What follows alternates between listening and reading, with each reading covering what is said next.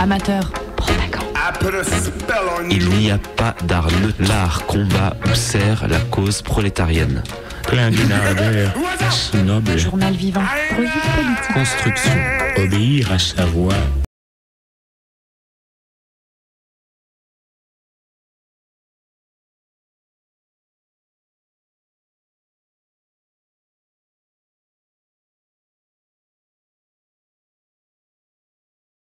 Au Théâtre de la Gamelle, votre émission de lecture théâtrale sur Radio Camus. Canu, pas Camus, non, la plus rebelle des radios. Aujourd'hui, avec Audrey et moi-même, Hugues, nous accueillons Delphine Dubois-Fabin de la compagnie du Savon Noir qui va nous parler de sa nouvelle création À l'horizon la mer. Elle a récolté des paroles de femmes qui sont à la base de l'écriture de ce texte. Le spectacle vient d'être créé à Grenoble et sera présenté à Lyon début janvier au Carbone, la salle de la MJC. Mon plaisir lumière, non, mon plaisir. Mon plaisir. C'est mon plaisir tout court. Et, voilà, on va vous en lire un extrait. Mais avant, nous allons vous présenter la compagnie, Audrey. Oui, alors Delphine, bonjour Delphine. Bonjour. Parle-nous de la compagnie du Savon Noir. Vous êtes implantée à Grenoble, c'est ça, mais depuis quand vous existez? Que faites-vous? Dis-nous tout. Alors, nous sommes nés il y a 10 ans, en 2012, de la rencontre de femmes. Effectivement, la compagnie est très centrée autour de paroles d'êtres humains en général, de femmes en particulier.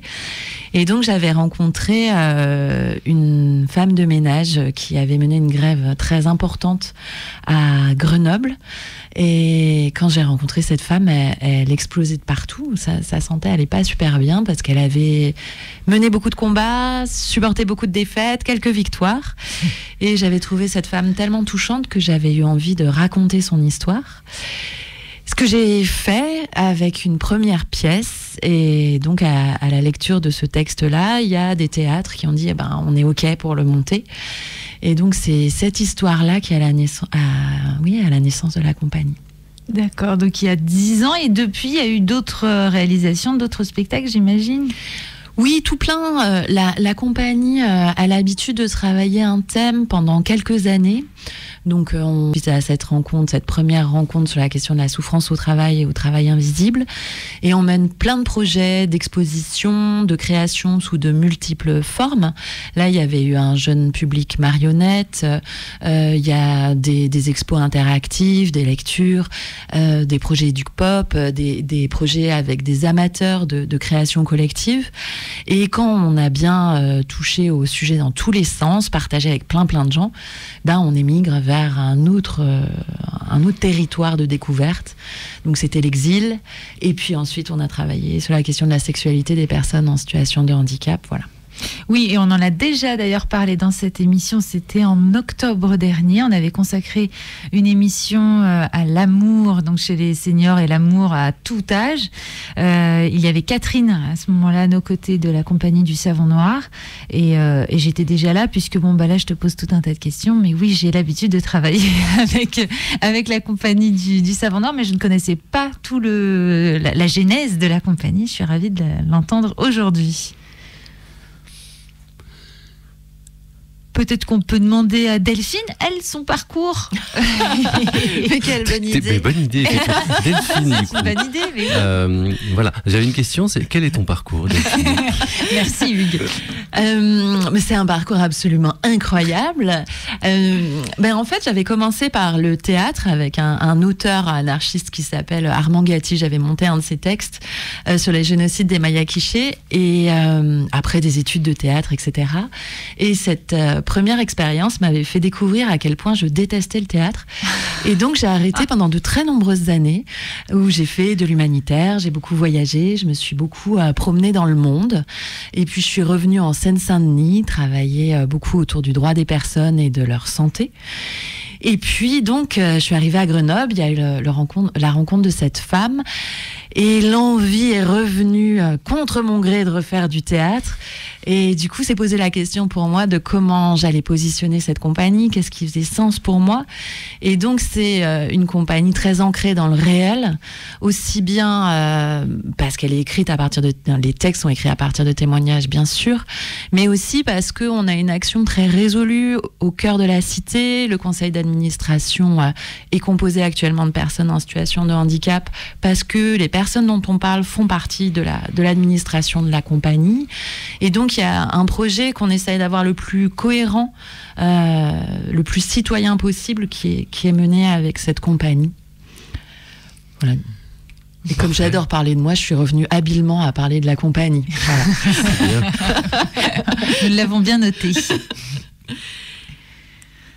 On passe à la lecture, du coup. Et oui, on va découvrir ce texte que tu viens de décrire et qui vient d'être fini d'être créé au théâtre. Donc, ce texte s'appelle « À l'horizon, la mer ». On vous en parlera un petit peu plus après la lecture d'une partie de la pièce. Voilà. Une chambre dans un centre maternel.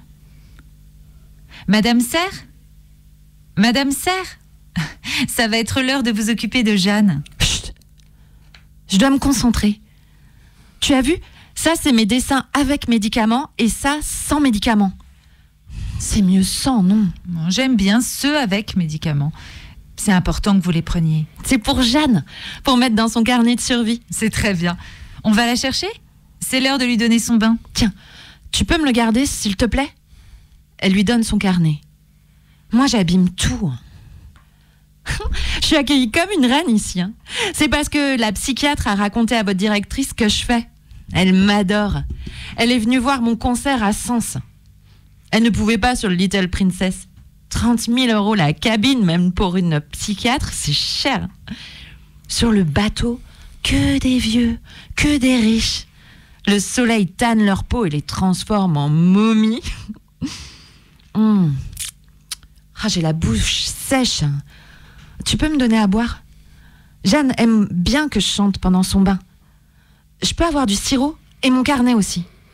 J'ai plein d'idées tout le temps. Je fais de la tachypsychie. Tu me le passes ? Madame Serre, vous serait-il possible de me vouvoyer, s'il vous plaît ?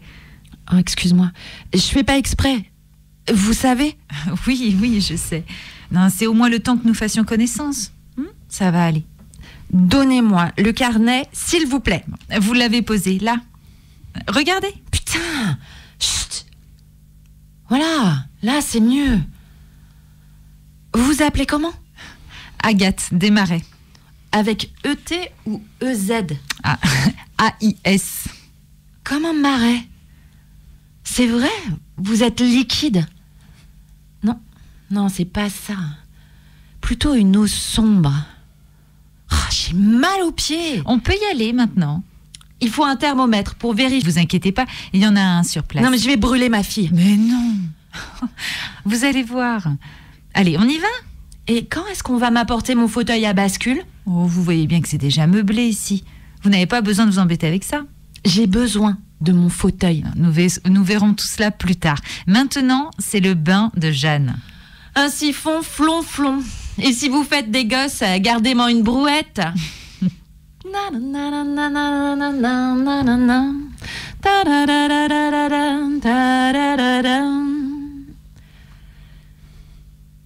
Bethany tente désespérément de trouver le sommeil.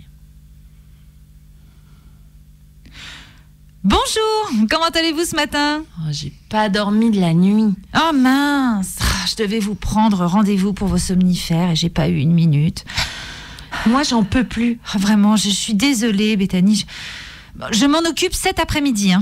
Ne me lâche pas, s'il te plaît. Jeanne n'a pas arrêté de pleurer. Je l'entends, j'entends qu'elle. Je sais pas quoi faire. J'ai des images horribles dans la tête. Vous irez vite mieux. Ne vous inquiétez pas. Jeanne est un petit bébé qui a besoin que sa maman l'écoute.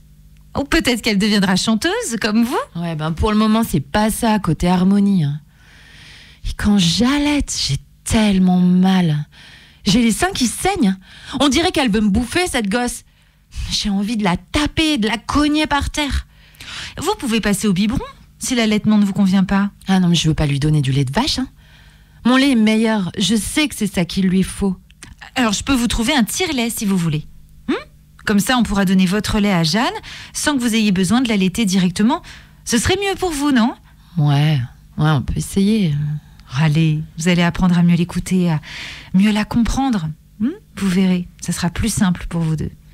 En attendant, vous allez pouvoir la déposer à la pouponnière. Moi, je leur souhaite bien du courage.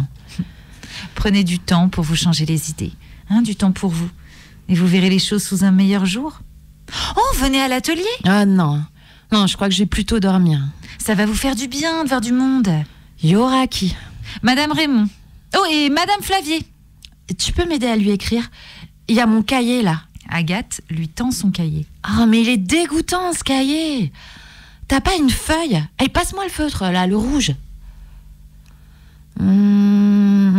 La benzina ogni giorno costa sempre di più. E la lira cere precipita giù. Salutation. Oh, je vais aller chercher une feuille au secrétariat. Je vais peut-être croiser Romano. Je lui paie beaucoup, je crois. Il vous a parlé de moi, non ? Romano, il ne faut pas le prendre au sérieux. Il fait des blagues. Pas toujours très drôles. Mais c'est pas grave si c'est pas sérieux. C'est bien même. Ça fait au moins une semaine que j'ai rien fait. Faut bien profiter. T'aurais pas envie de regarder ? Vous n'avez pas peur de la provocation ? On te la fait pas à toi, hein. Mais qui est-ce qui s'occupe de toi ? Qui vient te chercher le soir après le boulot pour aller boire un verre et aller t'éclater en boîte ? Je ne suis pas fan des boîtes de nuit. Et je ne crois pas que l'accumulation de partenaires... Mais pourquoi tu me parles d'accumulation ? Pour qui tu me prends ? Moi, c'est Jiki et c'est tout, hein. Si t'avais un peu plus de plaisir, tu serais moins coincé, moins sadique. Non, bon, Madame Serge, je n'ai pas du tout... Tu pourrais choper un chauffeur de bus pour le réchauffer après le service. Un chauffeur à réchauffer, c'est horrible, ça. Incroyablement excitant, oui. Bon, vous avez tout ce qu'il faut pour Jeanne ? Et pour être chopé comme ça ? Oh non, bon, écoutez, Madame Serge, non, je ne suis pas payée pour entendre des choses pareilles. Je vais y aller. Je vous ramène des couches ? Mais on s'en fout de ça. Ah bon ? On s'en fout ? Non, on s'en fout pas. Pardon. Allez, reste. Allez, je vais te faire un cadeau. Elle soulève son t-shirt. Regarde, c'est une branche de cerisier. C'est beau. C'est délicat. C'est vivant. Allez, viens, on danse. Elle se jette dans une danse désarticulée. Lo amore mio non capisco perché. Cerco per le ferie un posto del mare. Non c'è salutation. Mais salutation. Reposez-vous. Allez, viens, on danse. Non, j'y vais. Non mais toi, pourquoi t'es là, toi ? Pour faire de moi une bonne petite maman bien comme il faut ? Tu ferais mieux de te reconvertir dans l'industrie du yaourt si tu aimes les pâtes lisses dans des petits pots en plastique. Bethany fume une cigarette à sa fenêtre. Puis elle fouille dans son sac et va à la porte du bureau d'Agathe. Agathe, j'ai des chocolats, ça va être la fête. C'est Mad qui me les a envoyés. Hein ? Mad ? Mario d'avant, ma psychiatre. Mario d'avant, Mad. Ma psy, elle est plus folle que moi. Allez, ferme la porte. Je veux pas voir les autres, que toi, viens. Tiens, prends des chocolats. Tu sais pourquoi j'ai appelé ma fille Jeanne ? Parce que je voulais qu'elle entende des voix comme moi. Non, mais je déconne. Et c'est ce que tout le monde croit. Mais moi, je suis pas folle, moi. Alors, pourquoi avoir choisi ce prénom ? Moi, je sais pas. C'est elle qui a choisi. J'avais tout le temps Jeanne en tête pendant ma grossesse. Enfin, au début, je croyais pas que j'étais enceinte. Je pensais que c'était une grossesse nerveuse ou que j'avais mangé trop de pois chiches. Quand j'ai su ce qui m'arrivait, j'ai voulu avorter, mais je pouvais pas. Le père de ma fille voulait aussi que j'avorte, mais je lui ai dit « Mais comment tu veux que je fasse ça ? Tu veux que j'assassine mon propre sang ?» Je suis partie vivre à la rue chez Pilou dans un squat. Lui et sa femme buvaient tout le temps, moi je faisais n'importe quoi. Je dansais toute la nuit, je me couchais au matin. Je dormais seulement quelques heures et je recommençais. On n'avait pas de règles. On était libres. Je crois que j'ai jamais été aussi heureuse qu'en ce temps-là. Je ne me suis jamais sentie aussi bien. C'est l'endroit de ma vie où je me suis sentie le plus en sécurité. Je caressais mon ventre et c'était tellement doux. C'est ça pour moi ce prénom. La liberté, la beauté. Jeanne, c'est une guerrière. Le monde entier peut bien avoir envie de la tuer ou de la chasser, elle reste là, vivante, forte comme un arbre, indéracinable. Tout le monde veut nous prendre nos enfants. À l'HP, on a peur tout le temps. Ça tombe comme la foudre. Dans le couloir, il y avait une femme avec une petite brosse de bébé et des petits cheveux blonds accrochés. On lui avait pris son bébé la veille. Elle tenait la brosse contre sa joue, elle disait « Ses cheveux, c'est tout ce qui me reste de ma fille. On ne pouvait pas lui retirer la brosse. Elle était venue d'elle-même pour se faire aider et pour protéger sa fille. Mais on la lui a prise quand même. » Et il y avait une autre femme qui n'en avait mais rien à foutre de son enfant. Quand elle était sur elle, elle ne la regardait même pas. La petite glissait sur ses genoux. Les soignants, ils devaient surveiller tout le temps pour qu'elle ne tombe pas. Mais cette femme-là, elle avait une famille et elle a pu rentrer chez elle avec son enfant. C'est compliqué tout ça. C'est pas compliqué. C'est injuste.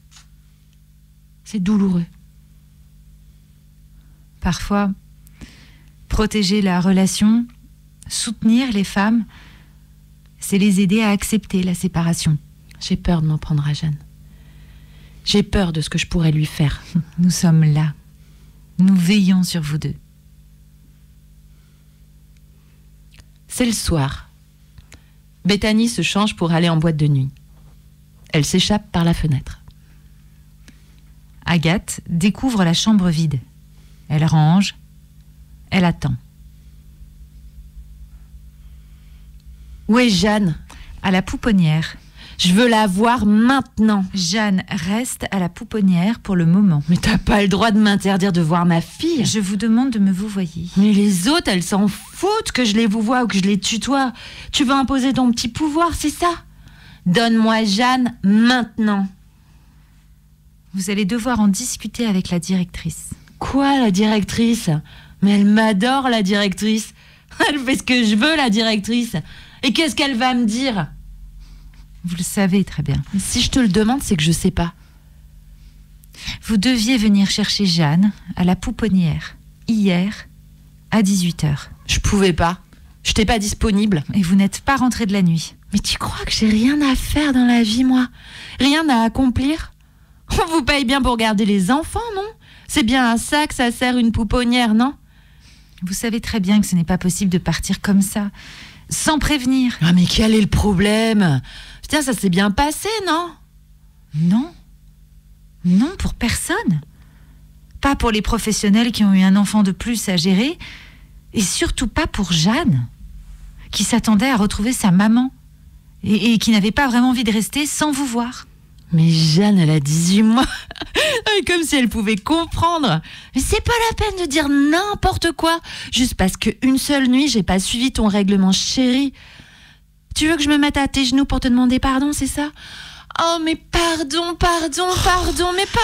Madame Serre, vous pouvez arrêter ça. Enfin, s'il vous plaît. Jiki m'a trouvé un petit contrat dans un club pour voir si je pouvais encore chanter. Avec ma gorge sèche, je savais pas si c'était encore possible. Tu comprends ce que c'est pour une chanteuse de ne plus pouvoir chanter ?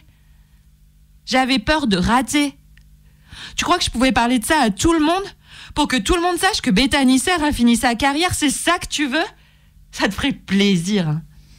Mais vous ne pouviez pas nous en parler avant ? Mais on peut pas toujours tout prévoir dans la vie. C'est un centre maternel ou une prison ici. Et le concert ? Il a duré toute la nuit. J'ai pas le droit de voir des amis. Mais pardon, j'avais besoin de faire la fête. Jeanne a besoin d'une maman qui va bien dans sa tête. Vous devriez aller voir la directrice.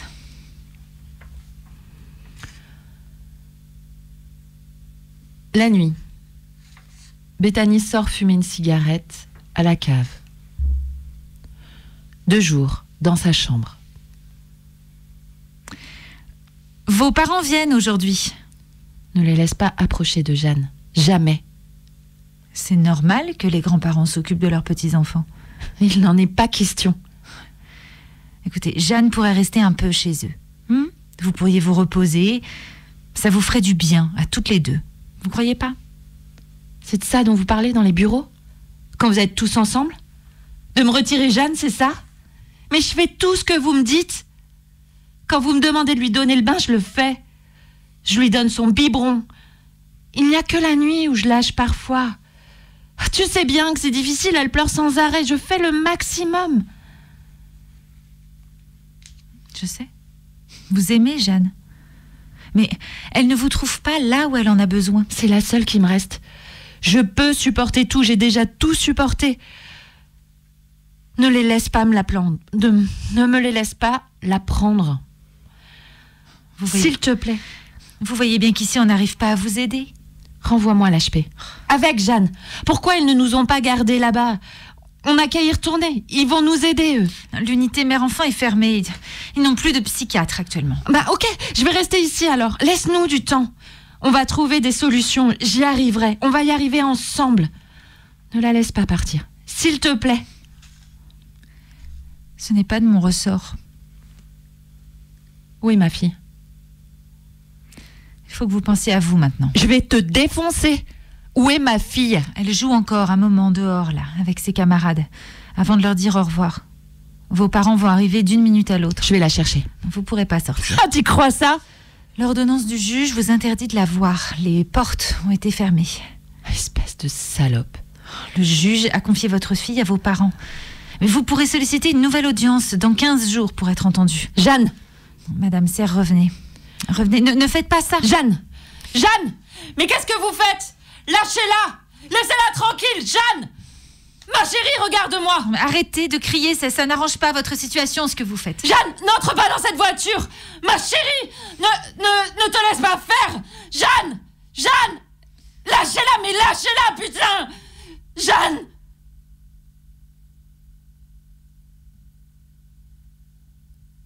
Elle ne voulait pas partir. C'est vous l'avez obligée. Vous devez continuer à prendre soin de vous. Vous pouvez dormir ici ce soir. Et même demain, si vous voulez. Ferme-la, tu veux? Bethany rassemble ses affaires. Ça te plaît, hein, de voler les enfants et de foutre les parents à la rue? Non. Ça ne me plaît pas du tout, non. Appelez-moi si vous avez besoin. Ouais, c'est ça. Allez, salut. Attendez, je vais vous aider. C'est bon! On a déjà assez fait. Agathe, attablée chez elle, se sert un whisky, verse quelques glaçons qui se heurtent et boit. Cambiano i governi, niente cambia lassù. C'è un buco nello stato dove i soldi van giù. Svalutation, valutation. Io amore mio non capisco perché. Cerco per le ferie un posto al mare, non c'è. Svalutation, svalutation. Con un salario di un mese compri solo un caffè. Gli stati sono greviti ma la grana dov'è? Svalutation.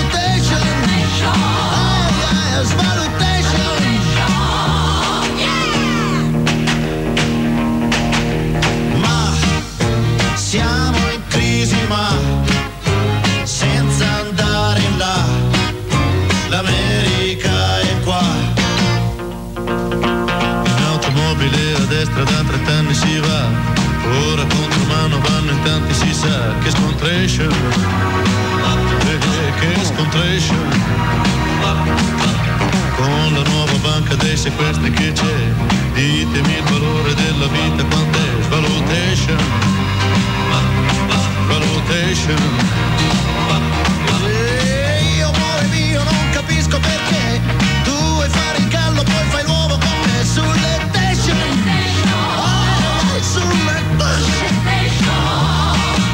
Nessuno che ci insegna a non uccidere c'è. Si vive più di armi che di pane perché assassination, assassination.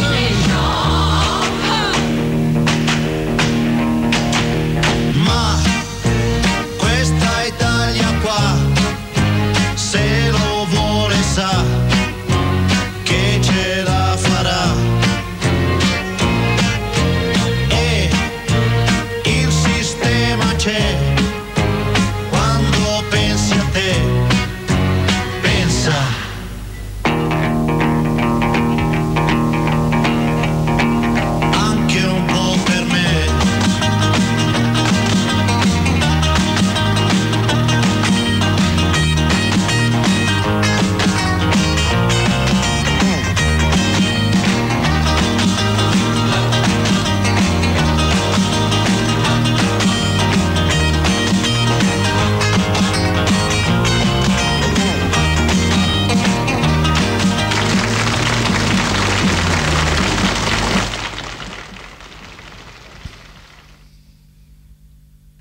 Bethany ?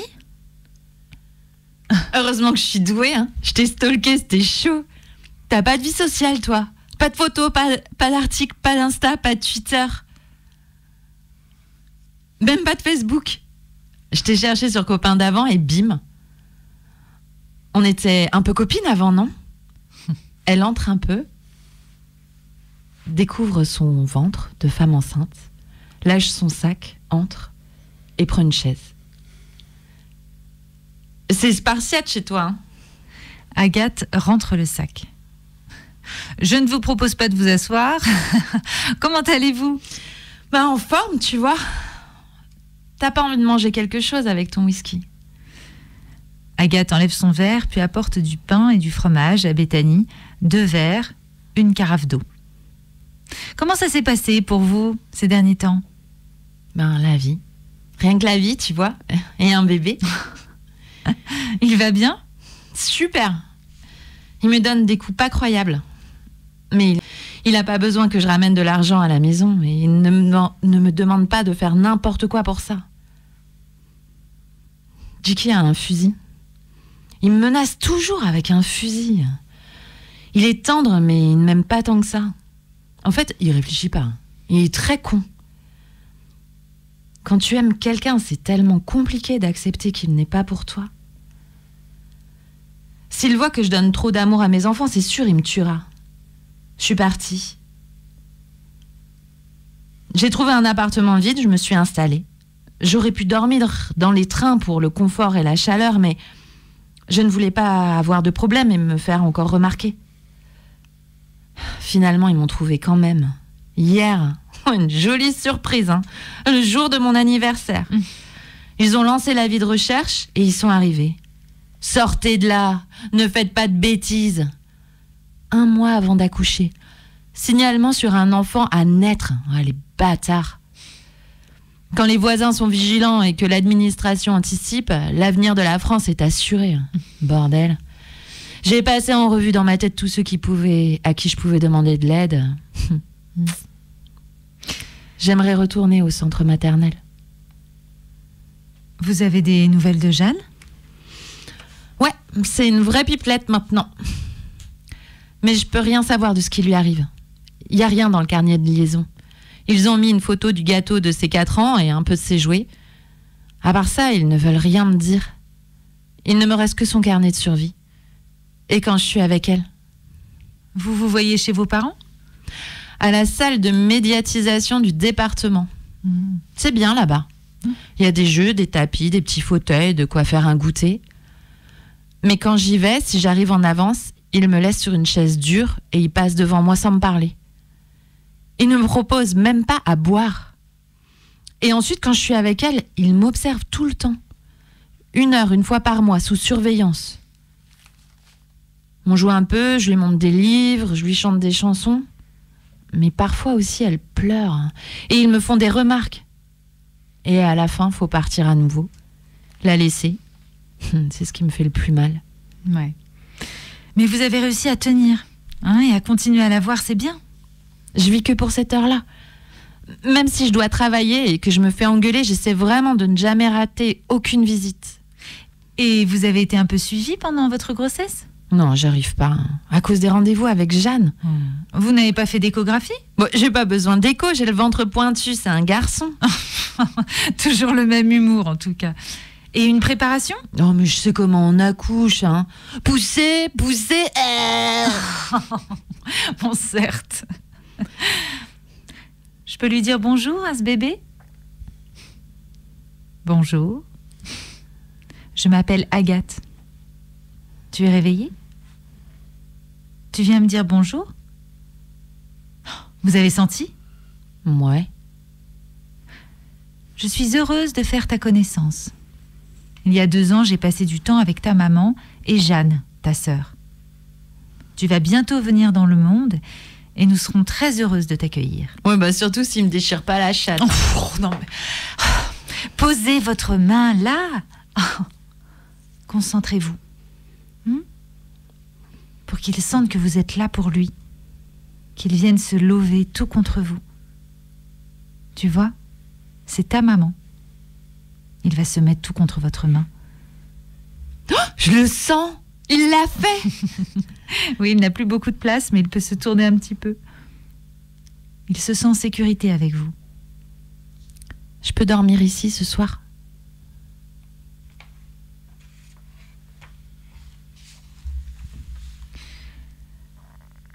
Titouan est né 3 jours après que Bethany ait refait surface.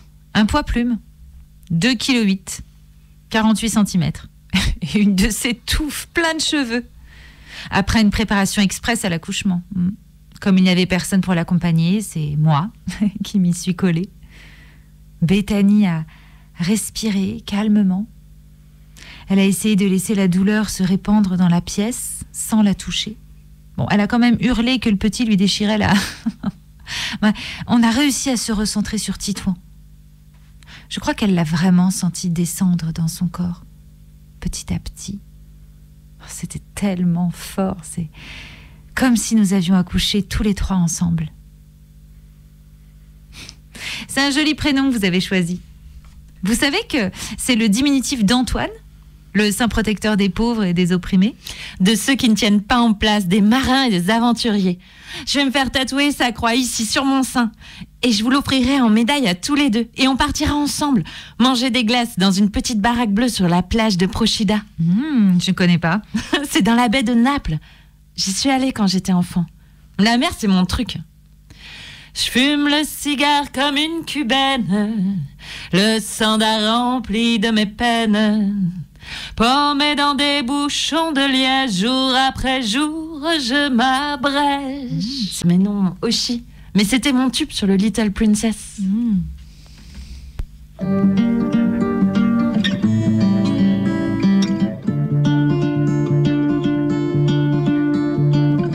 Je fume le cigare comme une cubaine, le sandar rempli de mes peines. Paumé dans les bouchons de liège, goutte après goutte, je m'abrège.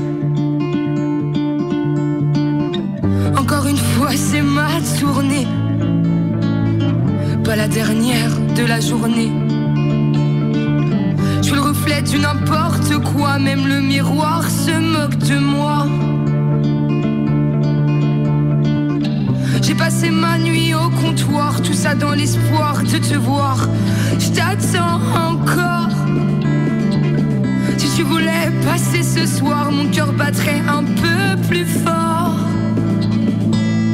Plus je bois, plus je bois, plus je bois, plus je bois, plus je te vois, plus je te vois, plus je te vois, plus je te vois, plus je me noie, je me noie, je me noie. Je suis une femme à la mer. Plus je bois, plus je bois, plus je bois, plus je bois, plus je crois, plus je crois, plus je crois qu'on est tout seul avec soi, avec soi, avec soi, même si on n'en a pas l'air. Les amours tour à tour me mentent. Je prends des tournants, je me tourmente. Je fais des pas sans y penser, les démons m'invitent à danser. Une chorégraphie de comptoir sur un tango de désespoir. Belle mise à mort. Si tu voulais passer ce soir, mon cœur battrait peut-être encore. Plus je bois, plus je bois, plus je bois, plus je bois, plus je te vois, plus je te vois, plus je te vois, plus je te vois, plus je me noie, je me noie, je me noie. Je suis une femme à la mer. Plus je bois, plus je bois, plus je bois, plus je bois, plus je crois, plus je crois, plus je crois qu'on est tout seul avec soi, avec soi, avec soi, même si on n'en a pas l'air. Deux âmes seules feront peut-être, deux âmes sœurs pourront renaître, deux âmes seules valent mieux qu'une.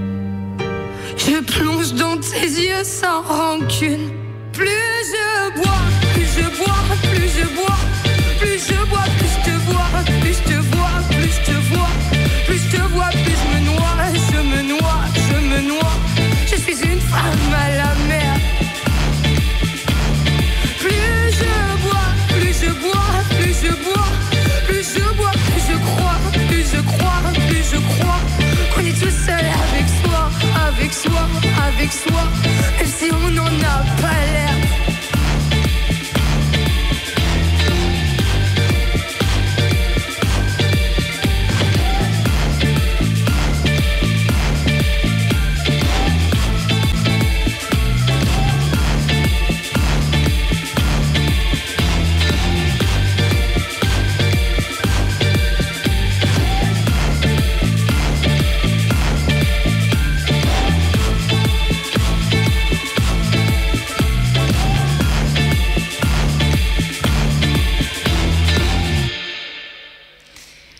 De retour sur Radio Canu avec le Théâtre de la Gamelle.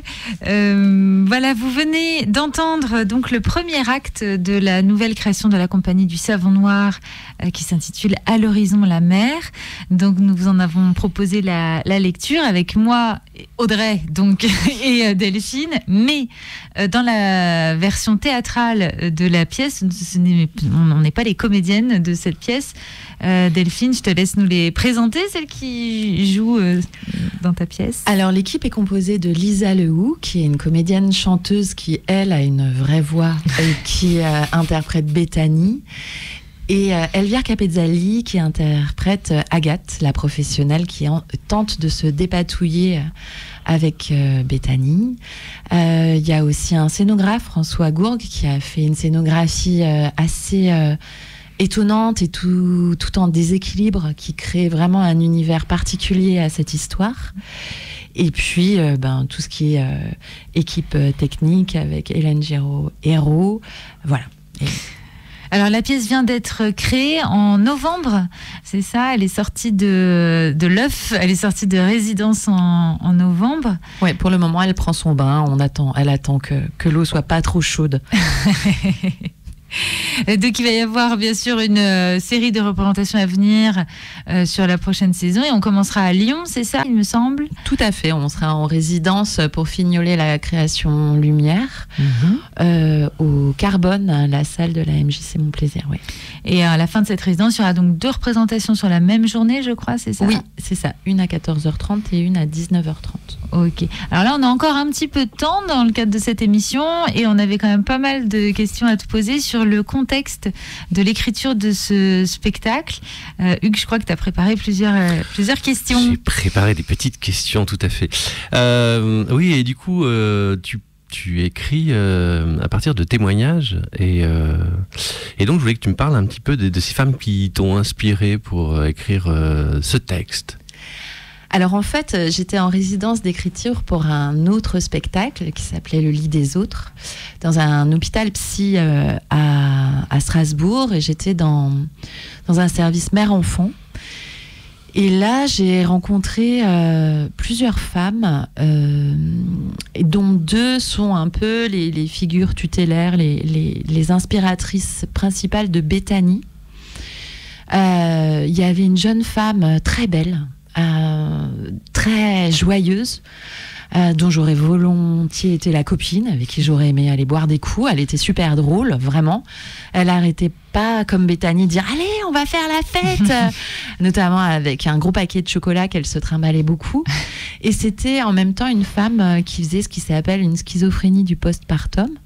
C'est-à-dire qu'elle était dans une situation de folie très aggravée. Donc elle pouvait passer de « on fait la fête » à être vraiment désespérée, à se déshabiller, à être nue par terre. Enfin voilà, elle était vraiment extrêmement fragile. Orthophoniste, donc aussi par son parcours, j'étais assez proche d'elle, qui venait plutôt d'un milieu aisé.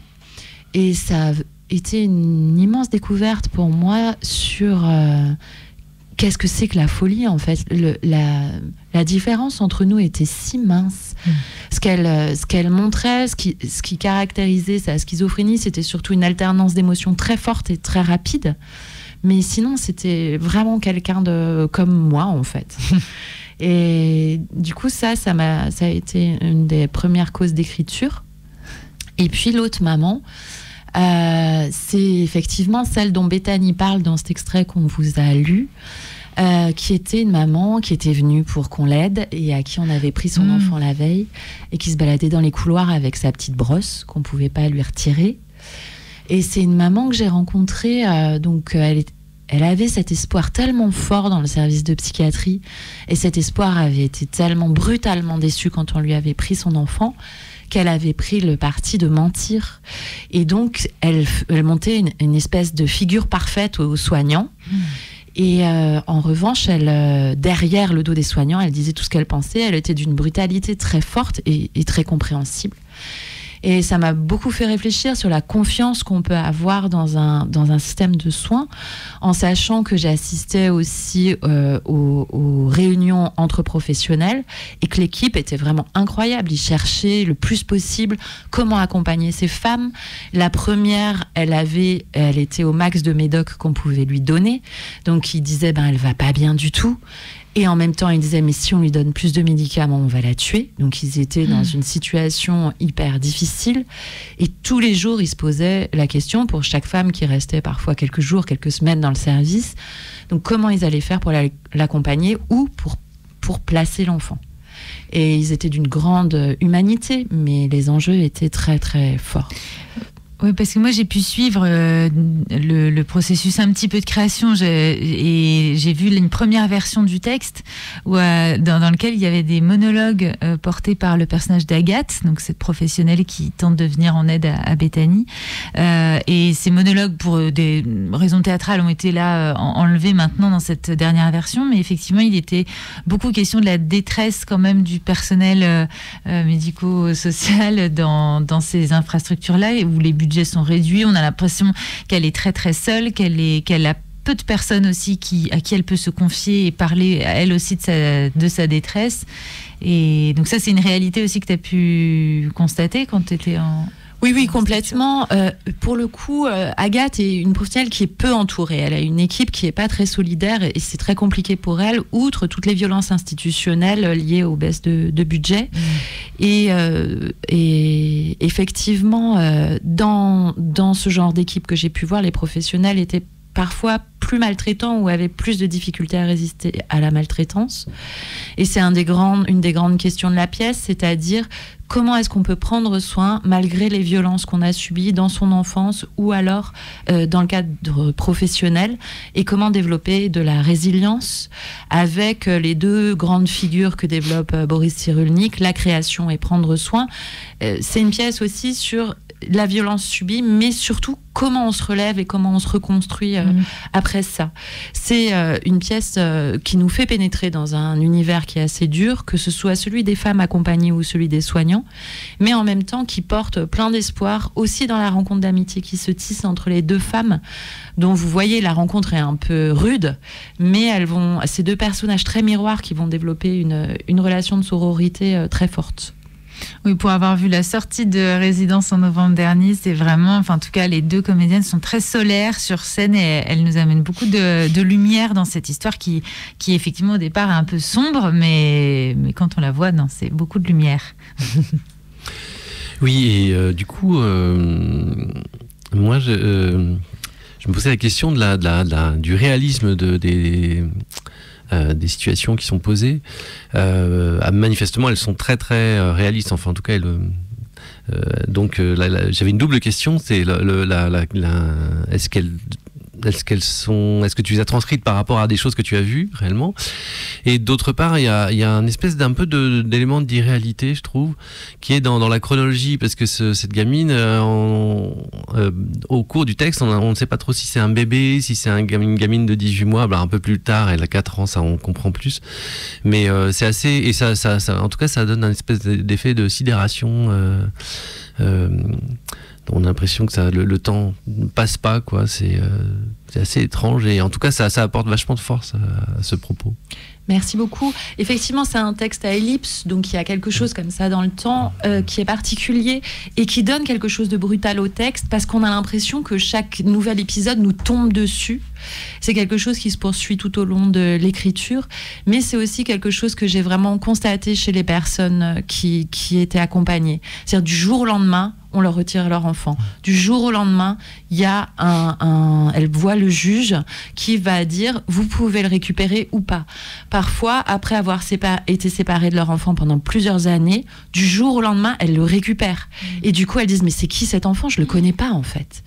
Donc effectivement, il y a quelque chose dans le rythme, à la fois de temps qui ne passe pas, qui est très juste. C'est vraiment comme ça que ça existe en psychiatrie, avec des journées presque similaires, des choses où les gens tuent le temps. Ils cherchent vraiment une manière de pouvoir supporter ces journées-là. C'est un enjeu très fort en psy. Et avec des moments d'accélération très brutaux. Après, sur la partie du réalisme, effectivement, pratiquement toutes les répliques, en tous les cas, toutes les scènes sont issues de témoignages. Donc, tout est extrêmement réaliste. En sachant que parfois, j'ai entendu des histoires tellement folles qu'il y a plein de choses où je me suis dit, mais ça, je peux pas le raconter, en fait. Il y a plein de choses que j'ai dû retirer parce que quand on le racontait à un public qui connaissait pas du tout cet univers-là, ça le faisait décrocher du texte parce que c'était trop fou. Il s'imaginait trop que c'était théâtral. Donc là, en l'occurrence, je suis infra-réaliste. Un peu en dessous de la réalité qui est encore tellement plus incroyable que ce que j'ai pu raconter. Et tu as rajouté quand même sur ce réalisme une grande part de poésie aussi pour avoir vu le spectacle. C'est que oui, on part de témoignages, mais on s'envole à un moment donné quand même dans la poésie et dans l'abstraction. Enfin, moi, en tout cas, en tant que spectatrice, je suis partie à plusieurs reprises vraiment dans ton univers aussi. On entend ta voix aussi derrière tout ça. Alors du coup, mais par contre, c'est vrai qu'en même temps, ces femmes parfois racontent des histoires tellement dures et en même temps, on se fait des grosses tranches de rigolade ensemble. Il y a des moments de jeu, des moments qui sont complètement épiques. Et c'est pas parce que la réalité a des aspects très difficiles qu'elles sont pas pleines de vie et joyeuses et hyper drôles pour certaines d'entre elles. Donc ça aussi, ça donne un contraste qui est assez étonnant. Oui, et non, je vais encore dire du coup. Disons du coup. Pourquoi écrire sur ces histoires-là ? En fait, c'est marrant, tu disais, j'ai eu un moment où je haïssais le théâtre, et donc du coup, pourquoi écrire pour le théâtre et pourquoi ne pas écrire du stand-up et pourquoi traiter ces sujets-là plutôt que d'autres. Enfin, je sais pas, j'ai l'impression que la réponse est évidente, mais non, il y a des choses à en dire, c'est sûr. D'abord, c'est vraiment un lien avec le théâtre, c'est-à-dire que les histoires sont tellement fortes qu'elles sont très théâtrales. Donc ça donne aux spectateurs des émotions très fortes, et en ça fait vraiment sujet de théâtre. Après, bien sûr que rétrospectivement, quand on entend les spectateurs, il y en a beaucoup qui sortent de la pièce en disant, voilà, je supporte pas qu'un parent parle mal à son enfant, ou je juge hyper mal les gens qui peuvent avoir un comportement avec leur enfant qui est pas nickel. Et ça a changé mon regard sur la complexité de ces situations. Donc ça, c'est un effet assez positif. Mais aussi plein de femmes qui sont juste maman lambda, sans parcours de précarité, sans parcours très compliqué, et qui disent « mais je comprends tellement cette femme qui en peut plus de son enfant, et moi, ça m'est arrivé plein de fois, et je pouvais en parler à personne ». Et donc, c'est vraiment un projet qui fait miroir à plein de situations et à plein de personnes. Donc, identification et théâtre, et ça, c'est très chouette. Après, c'est un projet... plusieurs programmateurs nous ont dit c'est pas simple de le programmer. Parce que c'est dur, parce que est-ce que vraiment les gens veulent voir ça au théâtre ? Est-ce qu'ils vraiment ils veulent voir des histoires aussi compliquées au théâtre ? Et nous, on a bien confiance dans le public, donc on pense que oui. Mais c'est un vrai sujet est-ce qu'on peut parler de ces femmes qu'on voit tellement peu ? Il y a quelque chose qu'on nous a beaucoup dit aussi, c'est que Bethany est assez consciente de ce qui lui arrive, de ce qu'il faut qu'elle fasse. Et on nous disait, non, elle est folle, elle peut pas savoir ce qu'il lui faut pour elle-même. Et donc, on fait découvrir un univers qui est assez peu montré au théâtre, dans le sens où c'est tellement proche de la réalité que parfois on a une vision de la folie qui est très cinématographique, mais un peu décalée de la réalité, et ça fait vraiment rentrer les spectateurs dans un autre univers. Oui, du coup, ton travail s'inscrit un peu dans cette espèce de mouvement du théâtre documentaire, en fait. Oui, c'est les écritures du réel, c'est ça. On a une forme qui est vraiment une forme d'histoire. Donc en ça c'est du théâtre contemporain conventionnel, mais très très documenté. Donc effectivement on est dans cette fraternité là. Et ma dernière question, tu y as un petit peu répondu justement, c'est comment est-ce que les spectateurs reçoivent ce spectacle justement, parce que c'est peut-être pas forcément quelque chose on peut pas voir ce genre de spectacle en se disant je vais aller voir une petite pièce sympa et je vais passer une petite soirée cool. C'est quand même des trucs qui font à minima réfléchir et qui éventuellement mettre dans des états émotionnels assez forts. Parfois, ils sont un peu sonnés, c'est sûr. Ça donne l'ouverture à beaucoup de témoignages en réalité. Ce qui fait que nous, notre équipe est aussi assez outillée. On est aussi accompagné par une psy qui bosse en centre d'hébergement. Parce que du coup, beaucoup de gens ont envie de nous raconter leur histoire à l'issue de cette pièce. Je trouve ça particulièrement fort avec cette pièce-ci. Et puis, oui, non, il y a plutôt effectivement de la reconnaissance et de la joie d'avoir découvert un monde qu'ils ne connaissaient pas. C'est sûr. Et pour l'avoir vu, donc le spectacle, même si je connais bien la compagnie, mais j'étais simple spectatrice, on découvre aussi une histoire. C'est une relation entre deux femmes qui est super belle, comment elles s'apprivoisent, comment elles arrivent à s'entraider l'une et l'autre, alors qu'au départ on pense qu'il y a un rapport déséquilibré, et finalement elles ont autant besoin l'une de l'autre. Il y a des moments magnifiques de chant, de musique dans ce spectacle, et vraiment la relation entre ces deux femmes est très intense, et c'est ça aussi qu'on aime suivre et qui nous renvoie après, nous, à plein de relations, enfin plein d'émotions qu'on ressent dans d'autres situations. Voilà, c'est une histoire, mais qui en raconte plein d'autres. Voilà, enfin, c'est mon ressenti, en tout cas, moi, en tant que spectatrice. En tout cas, merci beaucoup de nous avoir présenté ce travail dans le Théâtre de la Gamelle. Merci à tous les deux de nous avoir accueillis. Merci beaucoup. Dans cette carte blanche, donc. Un petit passage musical et après on parlera vite fait en fait de nos actualités respectives. Ça marche. Merci Delphine. Merci à vous.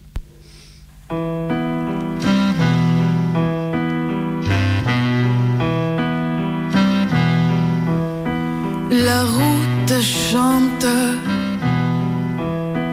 quand je m'en vais. Je fais 3 pas, la route se tait, la route est noire, à perte de vue. Je fais 3 pas, la route n'est plus sur la marée haute. Je suis montée, la tête est pleine, mais le corps n'a pas assez. Sur la marée haute, je suis montée, la tête est pleine, mais le corps n'a pas assez. Main de dentelle, figure de bois, le corps en brique, les yeux qui piquent. Main de dentelle, figure de bois, je fais 3 pas et tu es là. Sur la marée haute, je suis montée, la tête est pleine, mais le corps n'a pas. Eh bien, parlons un petit peu d'actualité. Alors, la mienne, par exemple. Oui, Hugues, raconte-nous ton actualité. Car j'en ai une, effectivement, dans un mois. Je joue au Carré 30. Notre adaptation avec Alex Repin d'un texte de Thomas Bernhardt qui s'appelle Oui. Oh. Voilà, c'est un de ses romans. Il a écrit pas mal de théâtre, ce monsieur. Et, c'est un de ses romans qu'on a adapté. Alors les romans de Thomas Bernhardt, c'est assez particulier. C'est quand même toujours des gens qui sont dans le ressassement. Donc on a pris des ciseaux, on en a gardé un quart et puis voilà, on a mis un personnage qui ressasse. Donc je joue ça du 12 au 15. Alors je jouerai pas le vendredi 13. Mais peut-être je vais jouer le mercredi 11, j'en ai pas encore... En janvier, c'est ça? Oui, voilà, en janvier, tout à fait. Et t'es seul sur scène alors? Je suis seul sur scène, tout à fait, oui. Ok. Et je joue du piano et je chante. Oh là là, très bien. Très très bien. Voilà. Pour ma part, aux côtés toujours de la compagnie du Savon Noir, moi je porte actuellement le projet de l'énigmatique poésie du désir. On en a parlé un tout petit peu en début d'émission. On s'intéresse à l'amour à tout âge et on discute de désir, de sexualité, de sentiments, voilà, avec les seniors. On a recueilli des témoignages en maison de retraite, en résidence autonomie, auprès aussi de seniors autonomes. On a recueilli des témoignages qui sont exposés avec également des photos qui ont été prises par Nadine Barbanson, qui est une photographe artistique absolument géniale et qui nous propose d'autres représentations de la vieillesse. Donc on a créé une exposition à partir des témoignages recueillis et de ces photographies, et ces expositions-là vont être donc sur le Grand Lyon à partir de janvier, avec aussi des moments d'animation où là il y aura lecture de textes poétiques. Donc on vous donne rendez-vous le 23 janvier à la résidence autonomie Jaurès dans le 7e arrondissement, et puis une semaine plus tard, à peu près, je crois, c'est le 4 février, l'exposition déménage et sera à la bibliothèque Gerland, voilà, pareil pour un temps d'animation. Et après on sera aussi dans le quartier Confluence, à l'EVS, à l'espace de vie sociale, et puis aussi à la MJC Confluence, voilà. Donc ça sera pour le premier trimestre 2023. On vous donne rendez-vous autour de l'énigmatique poésie du désir. Eh bien, on a hâte de voir cette exposition. Merci à vous deux. Merci beaucoup. Merci Hugues. Et puis, à l'année prochaine, du coup. Oui, à l'année prochaine et bonne fin d'année à tous. Bonne fin d'année à tous. Il était sur son char. Amateur, prends ta gant. Il n'y a pas d'art neutre. L'art combat ou sert la cause prolétarienne. Plein d'une ardeur si noble. Journal vivant. Revue politique. Construction. Obéir à sa voix. Ah oui, c'est un